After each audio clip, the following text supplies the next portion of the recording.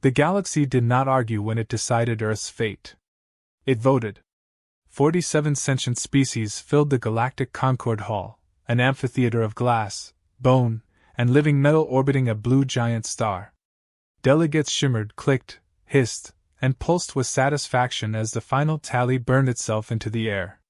Unanimous approval. Resolution 771 be passed without debate. Earth, designation, Sol 3, was officially reclassified as a labor-capable, low-compliance species. In Concord language, that meant bodies, not citizens. Hands, not voices. A resource. The presiding arbiter folded its 6 arms with ceremonial calm.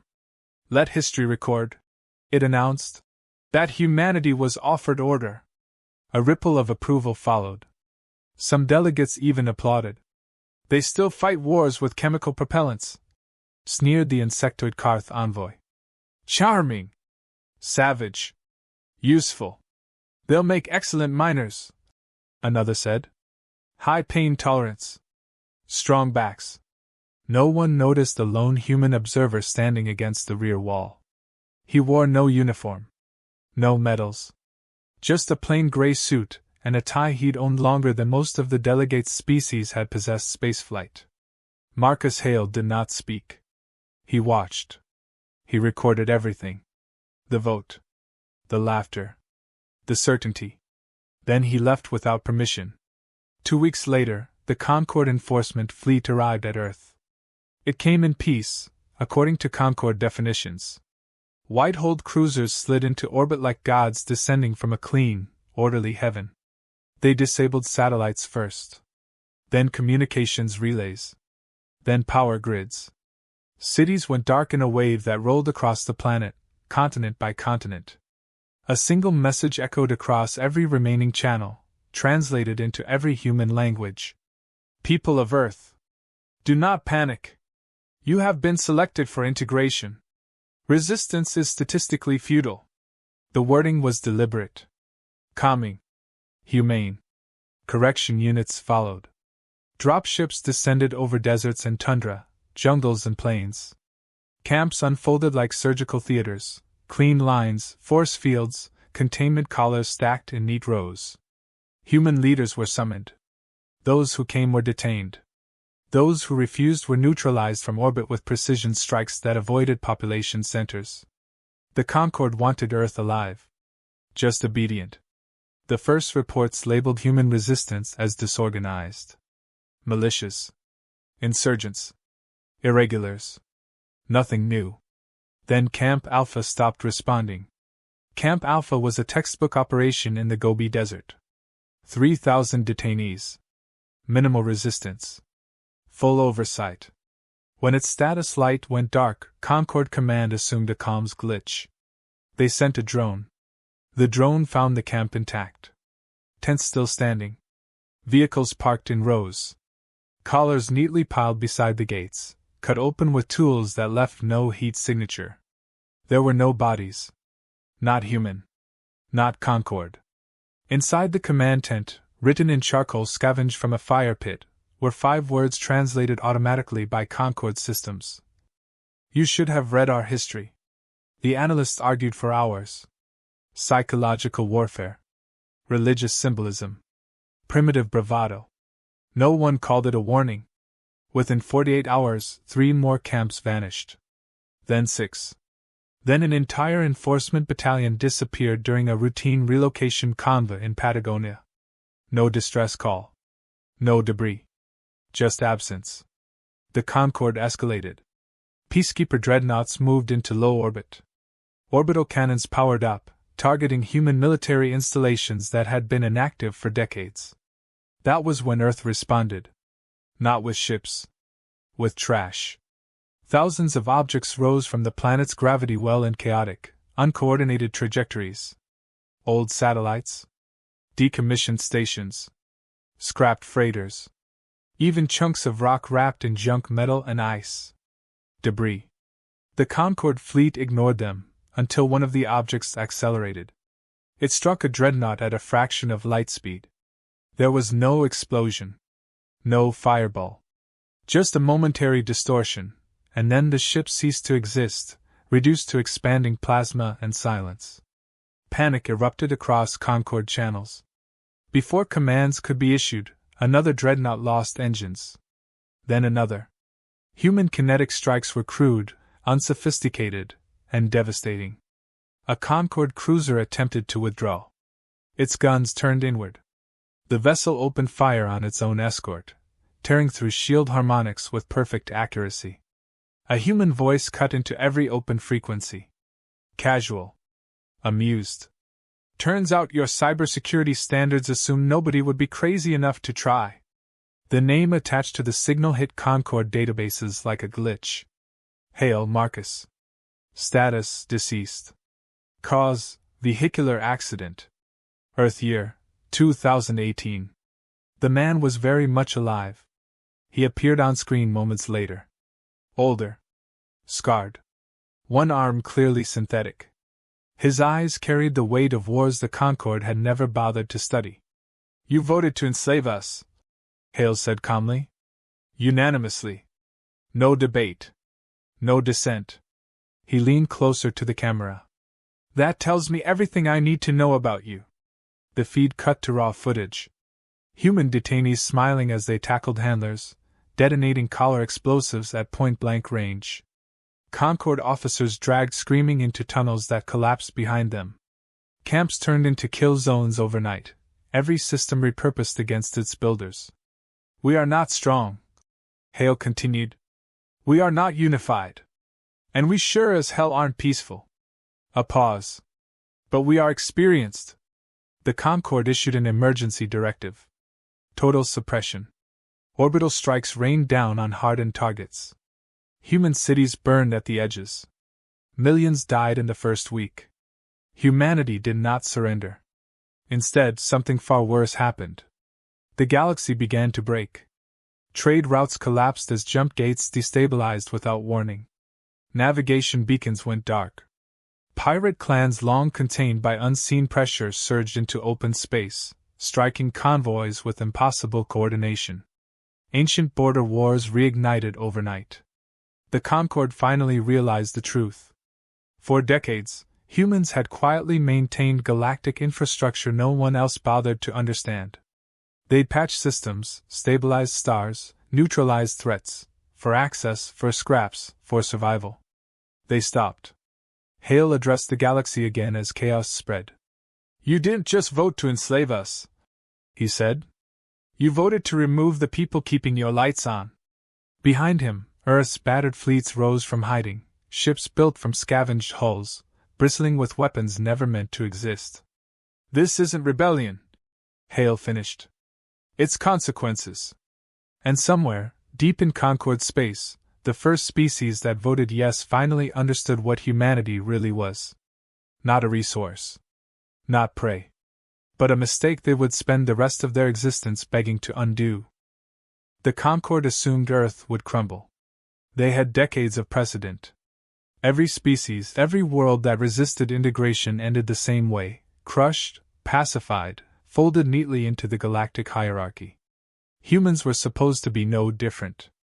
They were wrong. Earth's retaliation didn't look like war. It looked like chaos incarnate. Orbital fleets scrambled the seemingly random objects, scrapyard hulks, derelict satellites, asteroids hollowed and retrofitted, accelerated toward Concorde ships with precision that was impossible to predict. Weapons systems designed to intercept conventional missiles failed. Shields faltered. Entire dreadnoughts vaporized before the command could even issue a firing solution. No one understood how. They're amateurs, the Karth envoy said, its exoskeleton twitching nervously. It's crude. It shouldn't work. It did. The first hijack happened 3 hours later. A Concorde cruiser, assigned to protect a convoy of enforcement frigates, switched allegiance mid-warp. Its weapons discharged inward, slaughtering its escort in a coordinated arc that left no survivors. Communications channels lit with a single, chilling voice. Turns out your cybersecurity is adorable, Marcus Hale said, voice calm as if commenting on a weather report. Hale became a legend overnight. Not as a soldier, but as a ghost, a retired colonel, declared dead 8 years prior, now orchestrating the dismantling of one of the most powerful fleets in the galaxy using ingenuity, patience, and absolute ruthlessness. You voted to enslave us. He addressed the galaxy through commandeered broadcast channels, showing raw, unfiltered footage of human prisoners toppling camps from within, detonating collars, and turning every confinement system against its builders. Unanimously. No hesitation. No consideration. You assumed we'd bow. That assumption. He paused, letting the words hang in the void. Is why you're losing. The first shockwave hit Concord politics hard. Commands to escalate were met with mutiny. Some ships refused to fire. Others surrendered without orders. Entire sectors of space fell into black markets, piracy, and rebellion overnight. Humans had not only struck at Concord forces, they had turned the galaxy into a living weapon against itself. Hale's next move was not tactical. It was theatrical. He didn't just fight. He revealed the truth of humanity's quiet presence in the galaxy. For decades, Earth had been a janitor, a silent caretaker, maintaining ancient alien infrastructure that no one else had bothered to understand. Stellar stabilizers, jump gates, navigational beacons, dormant defense grids, all patched, monitored, and subtly fortified. Humans did not ask for recognition. They did not collect debt. They did it because they could. And then they stopped. Jump gates flared out of control. Trade routes imploded. Supply lines disintegrated. Worlds that had relied on Earth's quiet hand found themselves under siege from the chaos they'd taken for granted. Centuries-old pirate enclaves reactivated. Ancient rivalries reignited. The galaxy's delicate order fractured in weeks. No one knew where to strike next. Hale didn't just play defense. He went on the offensive. Your fleets aren't the only thing vulnerable, he said, voice laced with dark amusement. Your infrastructure is. Your commerce. Your pride. And we are excellent at exploiting all three. Concord ships tried to regroup, but the humans had already adapted. Rogue militias, privateers, and civilian fleets joined forces under a decentralized but terrifyingly effective command. Human pilots, some retired, some scientists, some just angry citizens, flipped ships mid-warp, redirected cargo haulers as kamikaze missiles, and turned unarmed research stations into launch pads for destruction. Every countermeasure the Concorde developed failed spectacularly. Even worse, Hale didn't just punish. He manipulated. Entire star systems that had voted no or abstained found themselves protected by covert human operations, earning loyalty that no envoy could ever buy. Planets that had cheered the vote yes were punished relentlessly, shipyards obliterated, databanks purged, energy cores destabilized. And all of it came with one simple, terrifying message. You asked for this. We delivered consequences. The Concorde scrambled to understand the human strategy, to find logic in the chaos. Analysts failed. Tacticians despaired. Philosophers debated whether what they were witnessing could even be called war. Hale watched it all unfold from Earth, older, scarred, his one synthetic arm moving calmly across maps and hollow interfaces. They underestimated us, he said to the few trusted humans around him. Every single species thought we were simple. That we fought like animals, acted like barbarians. They never imagined we'd think like them, predict them, manipulate them, weaponize them against themselves. When a Concorde dreadnought finally landed a retaliatory strike on a human-controlled asteroid, Hale didn't panic. He smiled. Good, he muttered. Let them see the fireworks. It was not just war. It was punishment, vengeance, and revelation rolled into one. Humanity was not weak. Humanity was not small. Humanity was not obedient. The galaxy was learning a new law: you do not vote to enslave Earth. Because if you do not just face humans. You face history itself, angry, precise, and unrelenting. And history had long memories. The Concorde panicked. They sent envoys. They offered apologies, reparations, even treaties, anything to halt the human tide. They failed spectacularly. The first delegation never made it off its cruiser. The ship dropped out of FTL into a debris field that had not existed the day before.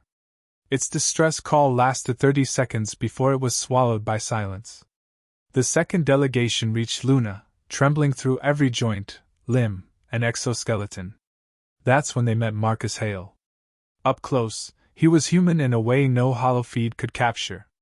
Scarred, tired, eyes dark with war and loss. One arm synthetic, wedding band still smooth on his finger.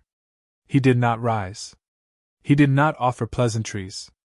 He merely studied them, a predator among prey. "You sent a fleet to enslave us," Hale said calmly. "You didn't consider our capabilities. You didn't ask who we were. You assumed we'd beg. That assumption is why you're here. And why your species will suffer." The crystalline lead of the delegation quivered. We can amend the resolution." Hale shook his head. "You can't amend consequences. You can only experience them." Then he slid a small tablet across the table. Holographic footage flickered to life. Black and white clips of humans in the Cold War, testing doomsday weapons, standoffs that nearly ended the planet, cities evacuated, nuclear codes readied. "Funny," Hale said, voice low, almost amused. "You thought we only made threats when you were watching. You never imagined we buried options everywhere." The tablet showed a map of Earth's buried arsenal, orbital platforms, mobile launchers, hidden bunkers, automated doomsday triggers. No single weapon could destroy the planet, but the system as a whole? One misstep from a Concorde strike, one accidental detonation, and the galaxy itself would suffer irreparable damage. "You have a planet cracker," the envoy stammered. "You..." "No," Hale interrupted. "We have hundreds. And if Earth dies, so do all of you who voted yes. That's the real insurance policy." Silence. Not fear, exactly. Desperation? The crystalline delegate's multifaceted voice fractured as the implications sank in. You'd annihilate us, billions?" "Not by choice," Hale said. "By consequence. You voted. You decided. You set the law in motion. We simply enforced it." The Concorde fleet withdrew. Too late. Human privateers, militias, and commandeered fleets spread through Concorde space like wildfire. They didn't conquer worlds, they punished them. Industries collapsed. Orbital stations detonated. Data vaults purged. Commerce shattered. Entire economies erased overnight. And through it all, humans made one rule clear: abstain, resist, or vote no, and you were protected. Vote yes, and the consequences were immediate, brutal, and unavoidable. Hale's genius wasn't in brute force. It was in strategy, psychology, and patience. Every strike was surgical, every raid calculated to teach a lesson. And every move carried a subtle reminder: humans are not predictable. They are not bound by your norms. They are chaos with a purpose, consequences made manifest. The galaxy realized too late that humans were not just soldiers. They were a force of nature. By the time the last Concorde dreadnought limped out of the Sol system, battered and broken, the story had spread. Across systems, species whispered in fear, dread, and awe. Never vote to enslave Earth. The humans didn't cheer. They didn't celebrate. They merely waited, patient, for the next foolish decision to punish. And in the silence of their command center, Hale allowed himself a moment of grim satisfaction. "You never learn until it hurts," he said softly.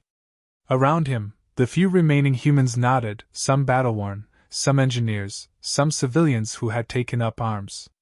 They had survived the vote. They had survived the fleet. And now they were the judgment. Hale gazed at the stars, calculating, patient, dangerous. Humanity had revealed itself, not as conquerors, not as saviors, but as consequences. And the galaxy would remember. Years later, the Concorde Hall stood abandoned. Its polished floors, once gleaming under the light of 100 suns, were silent. Dust settled over the delegates' seats. Hollow displays blinked lifelessly. History had recorded humanity's judgment, and no species dared occupy the space where votes had once sentenced Earth. In its place floated the Human Accord Station, a new center of power not built on politics, not built on coercion, but on reputation earned in blood and precision. Across the galaxy, species whispered its rules. Never vote to enslave another. Never assume weakness. Never forget. Hale stood on a balcony overlooking Earth, the planet battered but unbroken, a blue and green jewel bristling with hidden strength. Beside him, an alien woman, once an envoy, once a prisoner, now an ally and partner, watched the stars with quiet awe. Her species had voted yes. She had seen the consequences. Yet she survived, a testament to Hale's judgment, not cruelty. "They still call you monsters," she said, voice soft, almost teasing. Hale shrugged. "We prefer deterrent." She glanced at him, eyes reflecting starlight. "Do you regret it?" Hale thought of the camps that had vanished, the fleets shredded, the civilizations humbled, the votes that had decided fate without understanding who they were dealing with. "No," he said. "We warned them. We showed them consequences. But I'll never forgive them for thinking us weak." The galaxy still whispered about humanity. About the species that almost bowed. That almost knelt. That almost let themselves be chained. But humanity had revealed a simple truth. Chains break easily under human hands. Betrayal can be answered with fire and cunning. History can be weaponized. And mercy? Mercy is a luxury humans give only to those who never voted yes. And somewhere, in the quiet corners of conquered and spared worlds alike, the species that had voted yes, those who had laughed, applauded, and dismissed, began to plead. Not for alliance. Not for peace. Not for negotiation. For mercy. Earth, patient and unyielding, listened. And the galaxy realized the final, terrifying lesson of human history. When every species votes to enslave Earth, the result is not rebellion. Not surrender. Not negotiation. It is judgment. And humanity always delivers.